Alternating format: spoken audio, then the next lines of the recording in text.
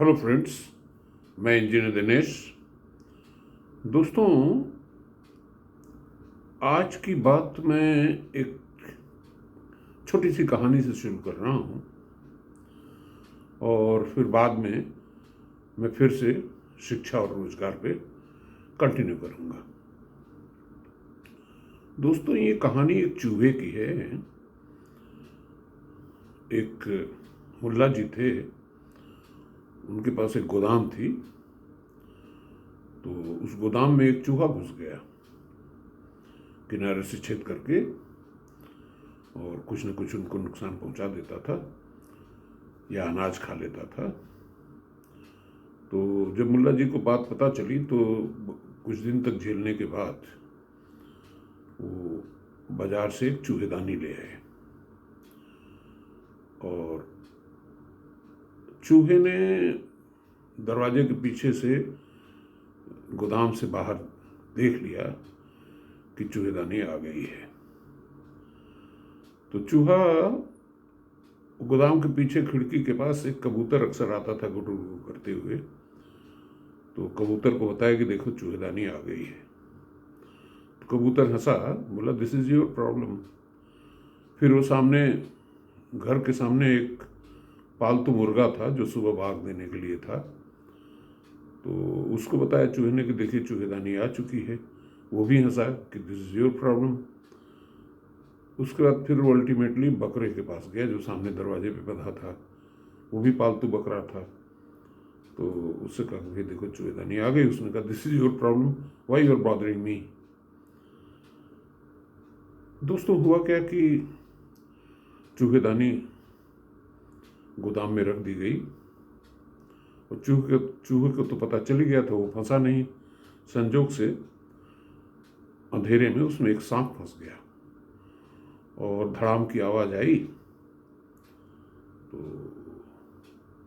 मुल्ला की बेगम जो है उसको चूहेदानी खोलने गई। तो उसमें से एक पूंछ भी पतली सी लटक रही थी। तो उनको लगा कि जो है ये चूहा ही होगा। उन्होंने जब चूहेदानी खोली तो पता चला उसमें सांप था। उसने उनको डस लिया और बेहोश हो गई। फिर हकीम साहब के पास गई, इलाज हुआ उनका। देखिए, चूँकि काफ़ी डैमेज हुआ है तो इनको कबूतर का सूप पिलाइए। हुआ क्या कि फिर वो डिस्चार्ज हुई वहाँ से, कबूतर का सूप पिलाया गया। वही कबूतर पकड़ा गया और उसको खौलते पानी में डाल दिया गया। और बहरहाल उनकी हालत कुछ सुधरी।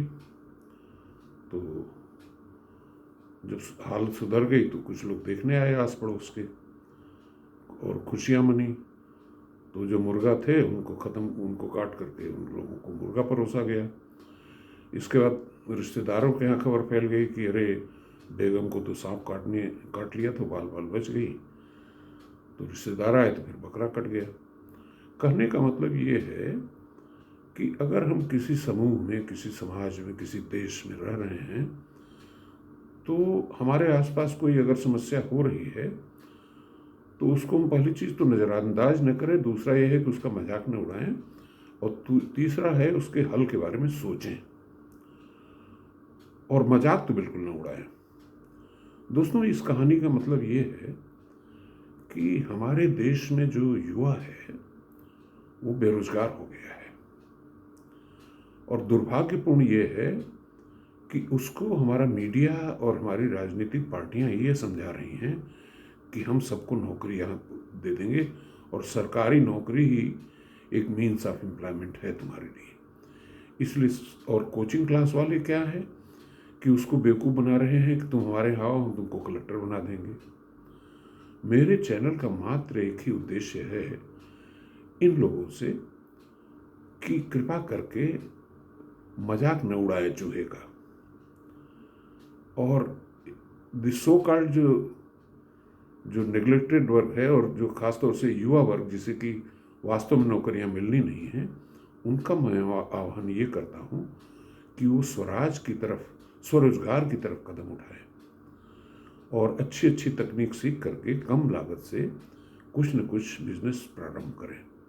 और इस पर शोध करेंगे, इस पर रिसर्च करेंगे तो उनको कुछ न, मैंने देखा ख़ासतौर से जो आईएएस एस्पिरेंट्स हैं, उसमें अगर 20 लाख में से 1,000 सेलेक्ट हुआ है, तो कम से कम 10-20 हज़ार ऐसा टैलेंटेड युवा है जो कि कुछ भी कर सकता है ज़िंदगी में, क्योंकि वही वहाँ तक पहुँचा है।